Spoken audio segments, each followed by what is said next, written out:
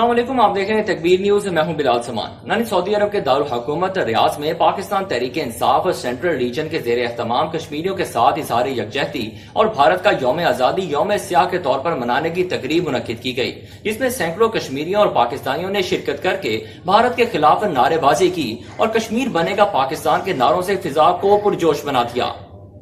کشمیر بنے گا پاکستان، ہم لے کے رہیں گے، یہ حق ہمارا۔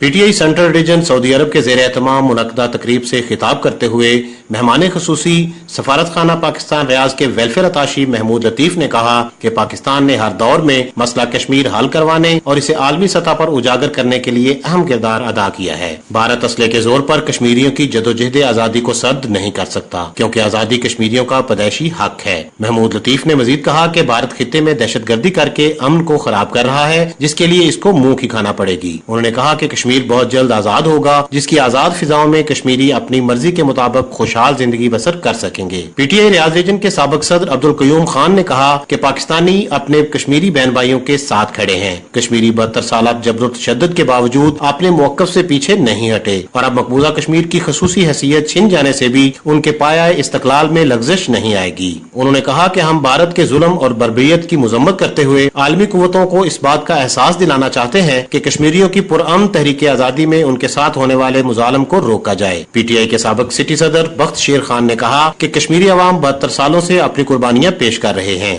اور یہ سلسلہ اس وقت تک جاری رہے گا جب تک مقبوضہ کشمیر کو آزادی نہیں مل جاتی۔ بخت شیر خان نے حکومت پاکستان سے اپیل کی کہ وہ مسئلہ کشمیر کو اعلیٰ سفارتی سطح پر بھرپور انداز میں حل کرنے کے لیے اپنا کلیدی کردار ادا کرے۔ تقریب سے گلزیب کیانی، زائد شریف، عبداللہ ملک، عرفان عارف، لیاقت علی شاہ، الیاس رحیم، عمرہ خان، معاذ اللہ اور دیگر نے بھی خطاب کرتے ہوئے کہا کہ آج ضرورت اس بات کی ہے کہ ہم سب گروہ بندی، فرقہ واریت اور علاقائی تعصب کو ختم کر کے مقبوضہ کشمیر کو آزاد کروانے میں اپنا اپنا کردار ادا کریں۔ تقریب کے آخر میں مقبوضہ کشمیر کی آزادی اور شہداء کے بلندی درجات کے لیے خصوصی دعا بھی کی گئی۔